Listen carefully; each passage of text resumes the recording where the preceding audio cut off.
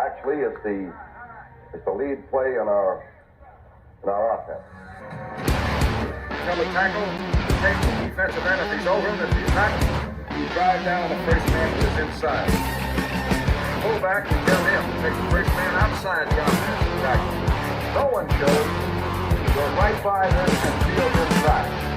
If the YN has the linebacker taken out, he cuts inside. If the YN has the linebacker in, he comes all the way around. If you look at this play, what we're trying to get is a seal here and a seal here, and try to run this play in the alley.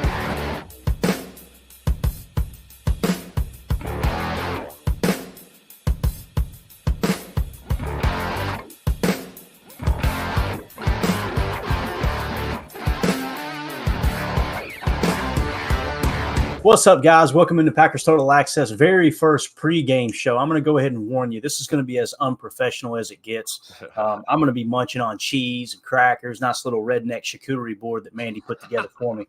And we're just going to kind of talk about the actives, inactives here going into the game. Obviously, everybody filing into Lambeau Field. You're seeing the tweets come out. Tim, you just said you saw some cats shotgunning out there in the parking lot. Did I understand that correctly? Tell everybody what you just told me. Under the direction of Mr. Jair Alexander's comments, he suggested that Packer fans be loud today, which goes without saying.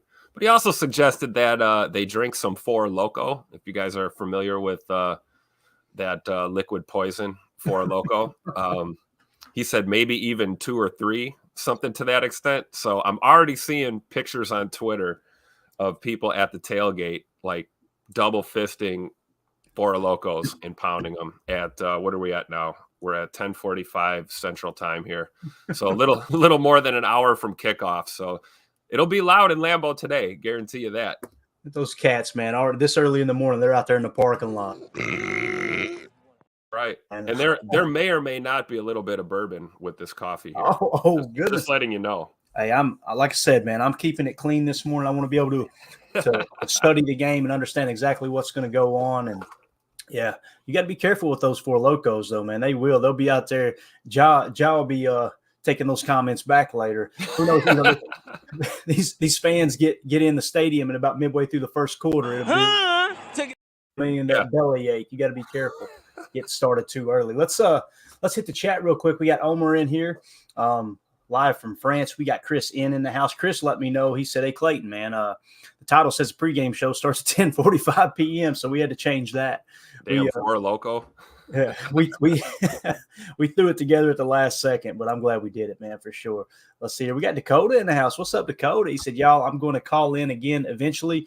I'm just happy I'm able to watch a few minutes of this today." Hey, dude, congratulations. To the best of my knowledge, Mr. Dakota got married. So absolutely awesome there. Congrats. Had a Packer cake too. He had a Packers cake at the wedding. That's awesome. That's what's up right there, man. That's how you do it. That's how you do it. And Chris in the house says, "Love the pregame show, fellas." Hey, man, appreciate you swinging through. We got everybody filing in right now, but let's waste no time because obviously the game starts in just a little over an hour. So we want to try to get you guys all this information right off the bat. That way you guys will be kind of prepped, ready to go into the game and enjoy it there, no matter where you're watching from. And I put out a roll call earlier on Twitter. There are people, I'm telling you, from all over the freaking planet. It was absolutely awesome. So we're going to kind of start backwards because we just got the news drop about the inactives, okay? And first things first, I want to share the screen here, Tim, and you'll see right here, this is actually Bill Huber tweeted this out, and this was Luke Musgrave earlier, just kind of going through warm-ups out there, testing it out. Man, I'm so proud of this dude. Like, the fact that he battled back from that ankle injury so quick. You seen him take that shot last week too. You know, when you take a shot like that, Tim, some people say, "Oh no, man, that's going to that might make you a little gun shy," right? You know, that's those kind of hits is what you got to deal with in the NFL. But for me, I think it's also like you got to kind of look up and go, you know what? I took probably the hardest shot I'm going to take all year, and he stood up, absorbed it, no concussion, right, and just ready to roll.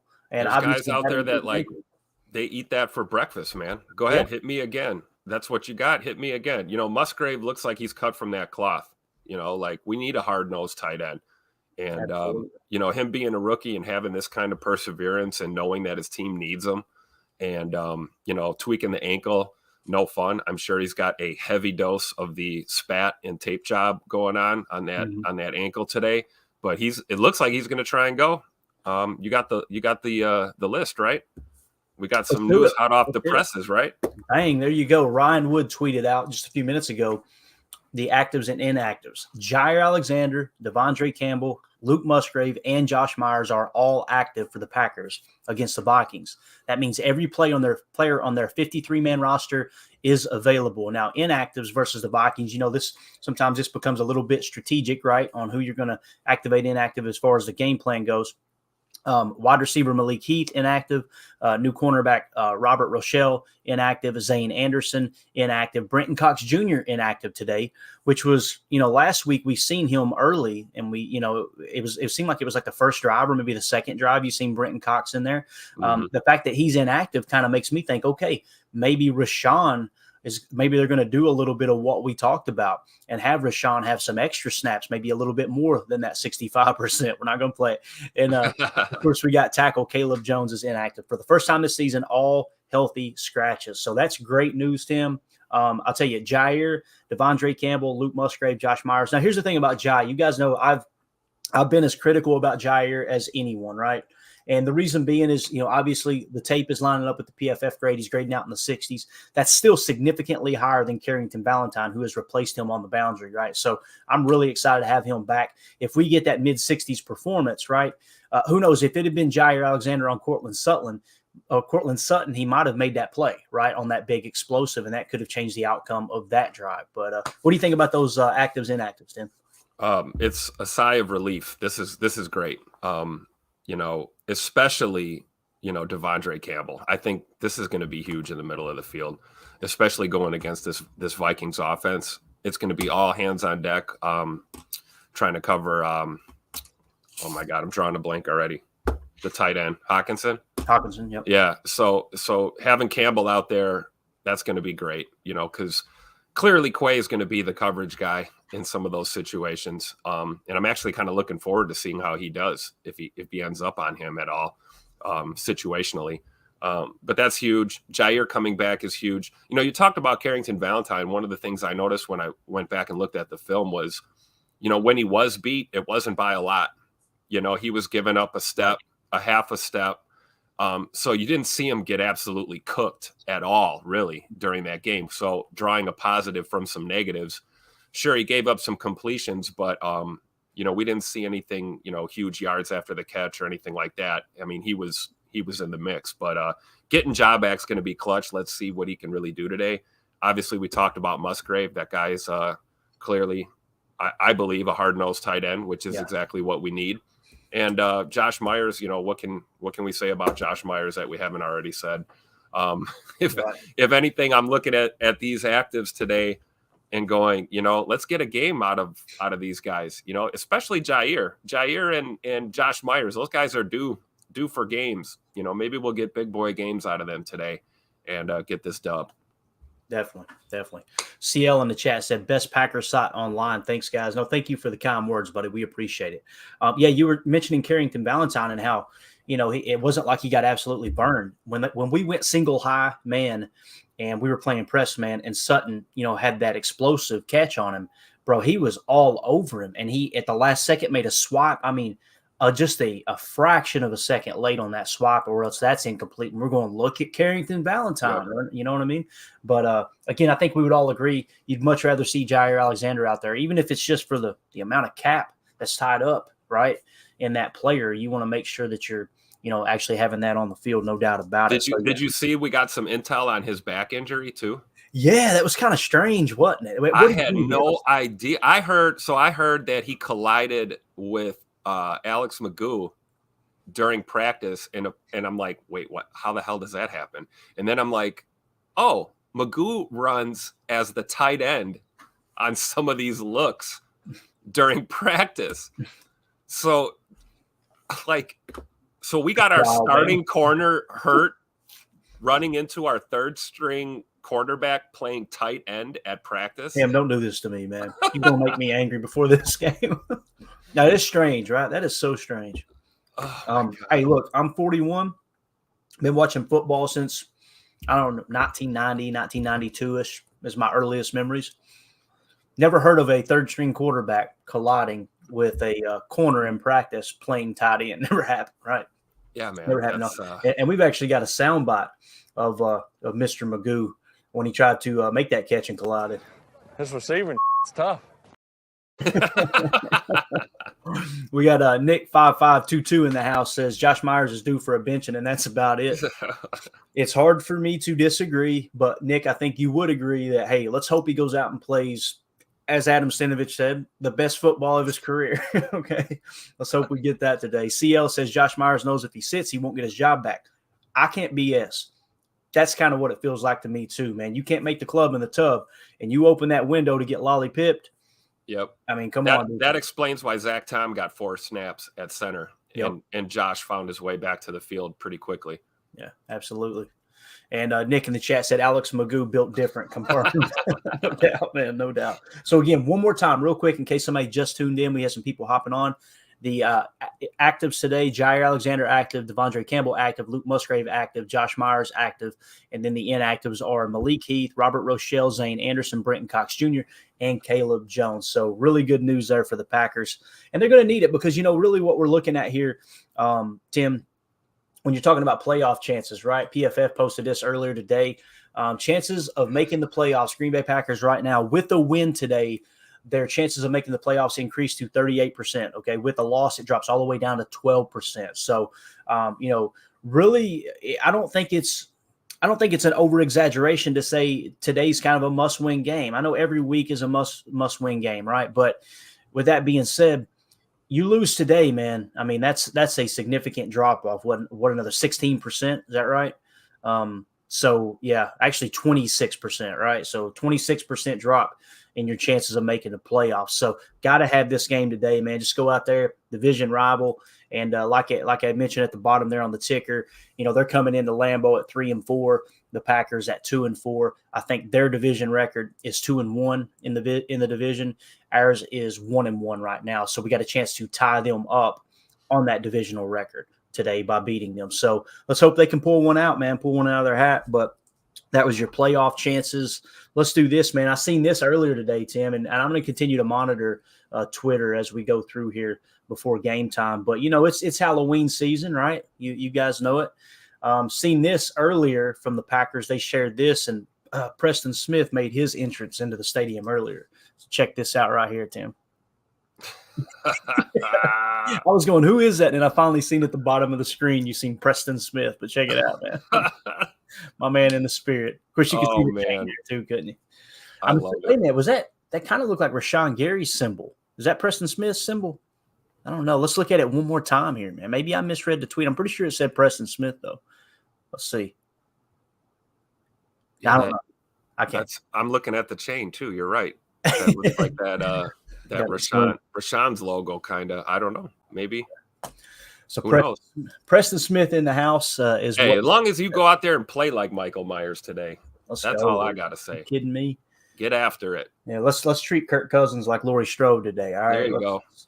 Chase them all over the field. Nick in the chat says Packers have played themselves into a win or go home scenario for the rest of the season. Hyperbolic, but sort of true. I mean, it really is. It really is. And we kept saying it like last week, like, hey, or the week before, we can get on track this week. Tough loss, right? Close loss. The next week there against the Broncos, same thing, man. We need this win. This is a get right game. You drop it, you're digging yourself a hole, right? But again, the goal this year was to evaluate, right? We want to evaluate Jordan Love as much as we can based on what's around him, right? And we're trying to identify those pieces that we want to keep in place as this restructure of the team kind of goes into full effect. Obviously, with the cap penalty of Rodgers dropping off next year, there's going to be an adjustment of David Bakhtiari's contract as well, whether they just cut him outright, trade him, or come to some kind of restructure agreement. I feel very comfortable saying that's going to be at least $10 to $20 million freed up on the cap next year, probably in the 10 range if they do decide to renegotiate and keep him on and he wants to do that, or the $20 million range if they decide to cut him loose, trade him, what have you. It might even be more than that if they trade him based off the salary as well. But again, I don't like to get into the contract talks from a trade standpoint because there's so many things that can come into play there. I just try to give the broad sweeping view of, okay, here's the cap hit, here's what can be freed up, here's what can be restructured with the signing bonus and the workout bonus, the roster bonus, all that stuff. So, but yeah, man, you're right, Nick. Not that you're being doom and gloom or anything, bro. That's just a reality. And you know what, Tim, with that being said, man, kind of having a win or go home mentality pretty much the rest of the season for the most part, we're going to find out a lot about this team, aren't we? Yeah, my thoughts exactly. And, realistically, man, anytime you drop 3 in a row, it's a must-win game. Every game is a must-win game until you get that dub. But I agree with that sentiment. Today is the day. Like, you guys, I don't care if we win by a point. We have got to leave Lambeau with a dub today to have some semblance of a chance at playing meaningful football in December. I mean, really, we talk about playoffs. We talk about roster eval, of course. In my head, I would love to see this team playing meaningful football in December going into January. That would be a high-end goal. We have the potential where we could know in a few weeks here whether or not the season's going to matter. So today is a big game, and it's a divisional game. It's a divisional rival. I don't know about you guys. My least favorite team in the National Football League is the Minnesota Vikings. Yeah, same. Like, I cringe just saying that out of my mouth. Like, I want to beat this team so bad. Like, playoffs be damned. Everything else be damned. We need to win today. Get it done. Find a way. And, seeing guys stepping up added to this active list today shows maybe what the mentality is. And in this locker room, these guys know it too. They know. They've given up enough mulligans this year. We've already lost games that we should have won. Should have beat Atlanta. We clearly should have beat the Raiders. Clearly should have beat Denver. No more shoulda, woulda, couldas. We got to get it done today at home. So go Pack. Definitely.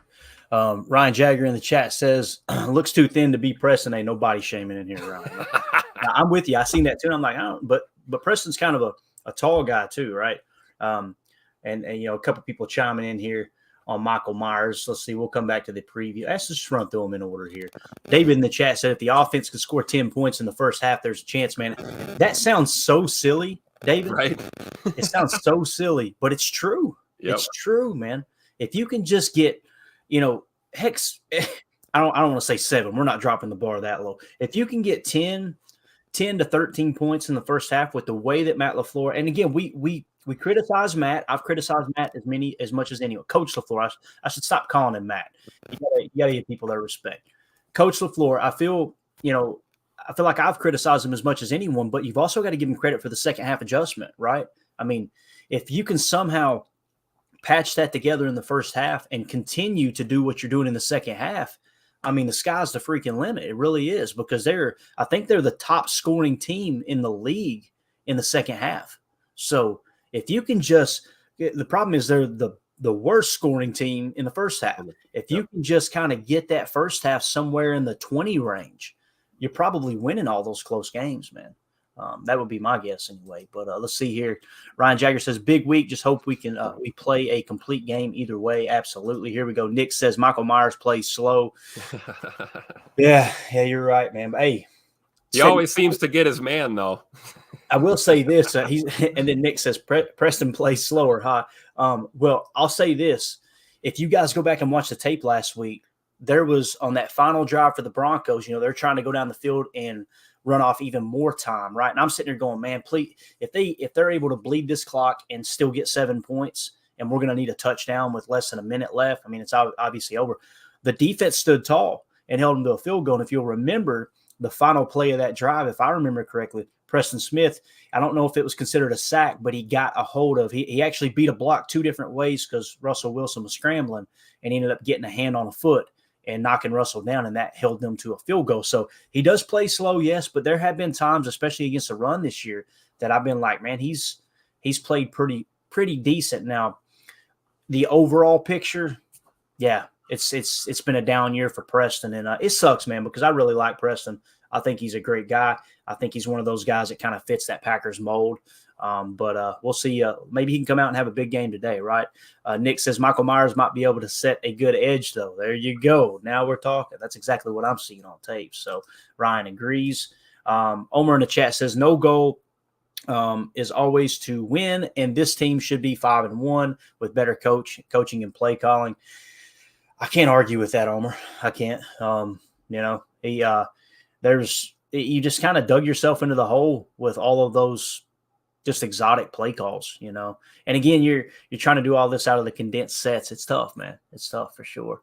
And I like what Nick says here. He's got the, obviously we're favoring winning culture over, high draft picks. Absolutely, man. Yep. Flush the draft picks. I don't want to hear anybody talking about tank because you start that culture, Tim, you're going downhill quick, buddy. That's right. Yeah, no doubt. CL in the chat says, are we not seeing Tom at center and Yash at right tackle because of Yash contract situation? Yash is on a second-year tender, right? Which means a second-round tender, I should say, which means I think we're paying him like $4 million this year. And basically the way that would have worked is, if I remember correctly, it was a second-round tender. If a team wanted him, they would have to trade us their second-round pick in order to have him at that price. So, as far as contract situation, maybe you're insinuating that us putting him on the bench is going to lower his costs going into free agency because people haven't seen him. I'm not gonna lie. There's been times in the past, Tim, that I felt like we did that as an organization all the way back through when McCarthy first got hired. Like it was almost like Aaron Jones was kind of like that. Like, are they trying not to thrust him into that bell cow, the bell cow type of running back and hold up on that contract a little bit because they can look at the numbers and go, hey, here's how you compare to everyone else. Do you think there's a little bit of that, or do you think that's an over-exaggeration? Because I'm not, like I said, CL, I'm not going to lie, man. That type of stuff's crossed my mind too in the past. So maybe that's not even what you mean, but that's what comes to mind with your comment. I mean, I agree. I just hope that that's not true. I really do. I hope. Me too.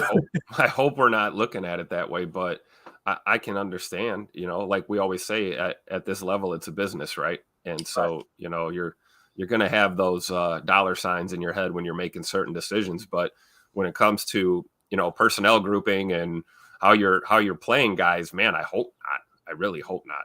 But yeah, definitely. Omer in the chat says interdivision games are usually close, and these two play a lot of 3-point games in the past. I think the point spread, the last I seen it was 2.5. Minnesota was favored. So you're exactly right there. Vegas is seeing it as going to be a field goal type of game, right? And again, I want to see how this defense does against the Vikings in their passing attack. Yep. Now, of course, they're going to try to establish a run. Why wouldn't they? Because the Packers are, one of the worst run defenses in the league right now. Which I think that's by choice. That's my opinion. Not that they're going, we don't care about the run. It's we're going to stop the pass, the explosives first and foremost. That kind of feels like the way the defense is built and how they're coached. But I think it'll be a close game, man. Although I would love to see the Packers come out and somehow pull off a boat race for sure, man. Here we go. Chris in the chat says Bane Gary is key today.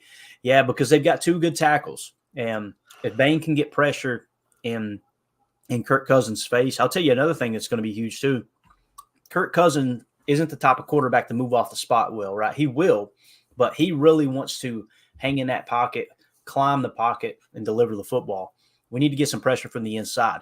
This might be the day that we see a little bit of creativity with some of those stunts that we did against Chicago. Now, they did it with a stunt kind of contain approach with the tackles kind of containing on the outside, and sometimes a D tackle being the T to the E of the stunt and coming in, occupying two people, then fading back and looking for Justin to scramble. I don't think it's going to be necessarily that, but maybe we do move Rashawn around a little bit, slide him into that A gap on those non-running downs, and maybe we get a little bit of Quay Walker in there mugging too, because I know this, Tim, they're going to, if they felt comfortable last week trying to mug the A gap and blitz with Quay, they're darn sure going to feel comfortable with it with Dre out there, right?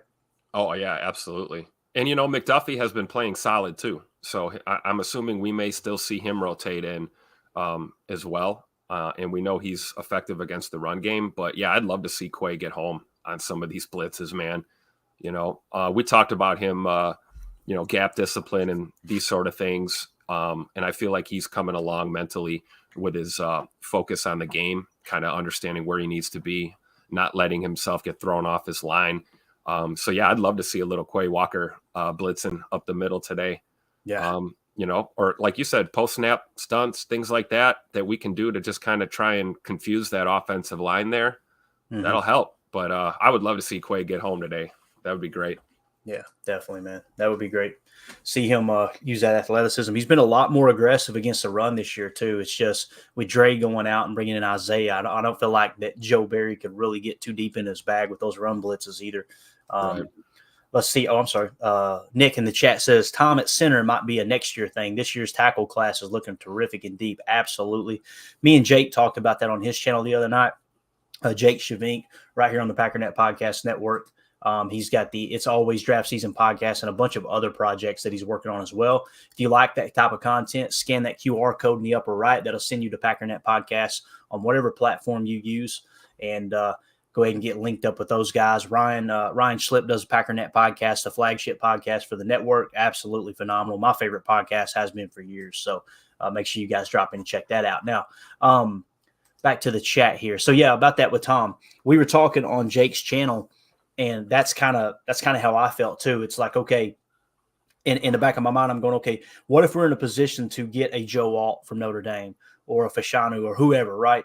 And be able to draft a top tier tackle, plug him in at left tackle, and now you could possibly move Rasheed Walker to right tackle if he might be the guy. The problem there is Rasheed Walker one of those guys, right? And you could double dip. Who knows? I'll tell you another opportunity too, or option would be to draft a center, right? Not necessarily in the first round, but you find one in the second round. That's where you like Josh, right? And obviously that's where Creed Humphrey was drafted.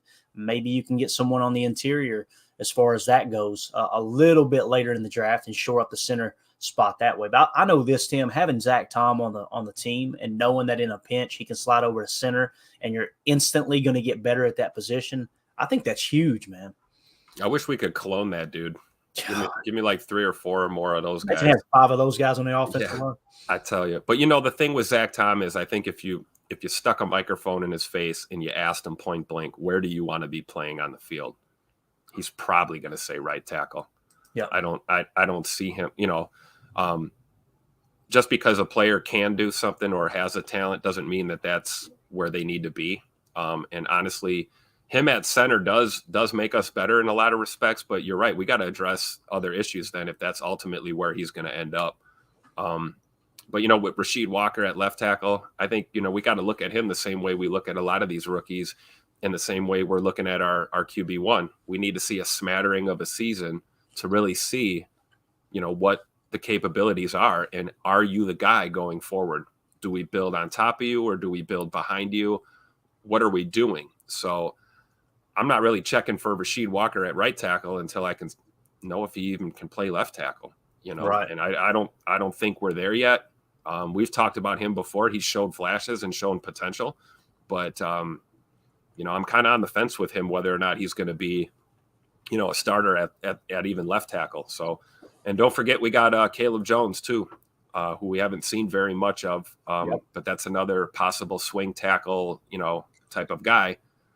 So a lot to look at going forward, but yeah, certainly having Zach Tom on your offensive line is it's a strong suit for sure. They don't make too many of those guys.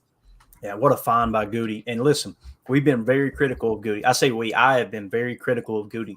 What a find in Zach Tom. I mean, you got to give Goody credit on that one. Absolutely nailed that draft. Was that the 4th round? Am I thinking right, Tim? I believe so. Yeah. 3rd or 4th, yeah. Another reason we had Jake on here. Jake would know instantly. Right. Oh, yeah. He would know that. He would know his background. He would know his favorite toilet paper. That dude knows everything about every prospect. I'm just telling you right now. I love it, dude. He's our draft expert, no doubt. It's crazy, too, because Ryan Schlip on Packernet Podcast, he was real big on Zach Tom. That was his guy, right? And when they drafted him, it was like what's funny, too, is Ryan didn't go, yeah, we got Zach Tom. We were all like, oh, Ryan, you caught it, yeah. And then, boom, instantly you start to see the reports of this guy, he gets early in camp. So really that was how I felt about Quay. I had my eye on Quay. And when we drafted him, I was just through the roof, man. It was awesome. Definitely. Dave in the chat said the Queens are going to blitz the heck out of the Packers. They blitz more than anyone else in the league, David. So you're spot on there, my man. Got to get the ball out quick today. Got to get it out quick. It's going to come down to scheme, which, by the way, the Packers just tweeted this out. Check this out, Tim, as we got QB1 going into the stadium earlier for warm-ups. Check him out. Coming through the tunnel, walking across that concrete right there was the same concrete that was in the north tunnel that Lombardi's Packers walked across. A lot of people don't know that. They busted up that concrete and put it in the new tunnel. So the current Green Bay Packers will be walking across the same exact concrete that Lombardi's Packers walked across. I'm going to let it play one more time, and I'll try to pause it here and show you guys what I'm talking about. There may be some people in here who's never been to Lambeau, but check it out as he's coming out of the tunnel. I'm going to freeze it. There's a sign there on the left, that plaque. Yep. All right. And you see the crack in the concrete, how old it is right there. But they framed in that concrete as they took it out of the north tunnel so they could walk across, like I said, the same concrete that Lombardi's Packers did. Really, really cool stuff. That's what I love about this organization, this team. That's the type of stuff, man, that fires me up, that tradition means something, you know? Yep. Let's see here. Omer in the chat says, pass rush must keep Cousins under duress all game long and get home. Run defense can't give up 5.8 yards like last week. Jordan needs to be mobile and protect the ball. Special teams needs to dominate. Man, it would be nice, Omer, to win a game. What do you think, Tim? Wouldn't it be nice to win a game because of special teams this year? That'd be kind of cool, wouldn't it? I agree. And that goes for both sides of that unit, both in the return game and with your gunners and your guys on your kickoffs and punts and things like that. Yeah, I'd love to see, a forced fumble or, something like that, or a punt return for a touchdown. They can tilt a game. That's an explosive play right there. We talk about it all the time. And we know Keyshawn is not scared at all. So if that ball is even remotely returnable, you can get mad all you want. I don't care where it's going. He's going to bring it out. So I just hope our guys are staying in their lanes and hitting their blocks and no holding, things like that, Definitely. Omer in the chat says, need to win turnover battle and time of possession. They've lost at 4 of the 6 games as their record reflects at 2-4. Yeah, and you guys will remember Matt LaFleur in the post-game locker room celebration against the Bears there in week 1. He said, I told you guys we needed to be +2. We were +2. It's absolutely huge, man, protecting the football for sure. And that begins and ends with Jordan Love. One of the things that we haven't talked about this year, I don't want to say this, Tim. I don't want to jinx this team. But how many times have the running backs fumbled this year? 0. It's crazy, isn't it? Like, that is so rare that you're this far into the season. And 6 games into the season and your running backs haven't fumbled? That's wild. I'm just saying, if they fumble, let's don't try to crucify them, okay? Because they have protected the ball really well this year. So let's hope they knocking on wood right now so hard. Just knocking on wood. La, la, la, la, la. Pretend I didn't hear you say that. La, la, la. Exactly. CL in the chat says, you nailed it. If Yash has a second-round tender, why isn't he playing? Hey, if you pick up a 5th-year option on Darnell Savage, what in the world did you see there? That's where, I'm sorry, I can't put my head in the sand like the gatekeepers are screaming to do, that we're not allowed to criticize anybody. But those are 2 bad moves, in my opinion. If you weren't going to play him, if he wasn't even going to be a backup, right, in some scenario, if David Bakhtiari was healthy, he wouldn't even be the backup tackle. Why in the world would you – I mean, you could roll that $4 million into next year, have one of the other aspects of your roster be, one of those that are outside of the top 51 that don't even count towards your cap, whether it be a practice squad elevation or what have you, and that's going to put you in a better position in the future. Right. I don't know what it was about it that they thought they seen, then all of a sudden they didn't see it no more. But the same thing kind of with Savage, which Savage going on the IR, Tim. You guys know, listen, I don't want to see anybody get injured, and I would love to see Darnell Savage turn his career around. You guys know, if you watch this show at all, I've been very critical of Darnell Savage. I don't think he's lived up to what we've paid him and the draft capital that we invested in him. The problem there, too, is like you see him with his teammates and you see him. It's a tradition. Every practice he goes around to each teammate and like touches them, right? Says hello, gives them 5, daps up, whatever. That's important, too. He seems like a great guy. He seems like a great locker room guy. It's just, man, you've got, great locker room guys don't win on the field. You know what I'm saying? They can, but that doesn't mean diddly poo, as Jim Mora Sr. once said, when you take the field on Sunday, right? So it's true. It's something. It's tough, man, for sure. I don't see the center class as much as the tackle class. Nick says, yeah, very true. It's a very deep tackle class and not so much at center. I'm just saying that's also another option if you do land, let's say, the best center in the draft, and I don't have that information pulled up right now. Maybe that would be a better way to go too, right? If you get a tackle in the first round, you shore up left tackle now. If Bach decides to retire or he doesn't play as a Packer, you've got that shored up now. You got Tom at right tackle, and somehow you can actually land a center in the second round.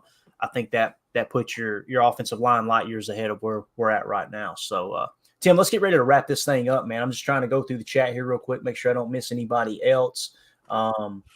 Let's see here. David in the chat says, can we get some guys that get a personal foul in the trenches? We need some dogs. Hey, it wouldn't hurt to toughen up a little bit in the trenches. That's for sure, man. That's where games are won and lost this year. You see Philly, they load up again every single year. But let's see here. Nick in the chat says, Tom and Dobbs, 4th-round picks in the same draft. Just ignore Ryan in the 3rd. Yeah, that's a good point. You know, Dobbs obviously is a hit in the 4th round. I'm not of the opinion that he's a number 1 wide receiver. I think he can blossom into a very good number 2. Now the question is, can Christian Watson put it together and be that number 1, right? If not, then the Packers will probably be in the market for a number 1. It's funny. I remember thinking that about Tay Adams in his 2nd year. Yeah, absolutely. I don't know, man. He's good, but I don't know if he's that dude. They were screaming to cut him. They were saying cut him. I wasn't that guy. I wasn't saying cut him, but I was definitely like kind of meh, you know. And then, of course, history proves otherwise, you know. So I always told you my story. Every time I say anything negative about a player, they go out and make me look stupid. So bring on all the negative talk about Josh Myers and these guys. Maybe we'll get a killer game out of them today. Mm-hmm.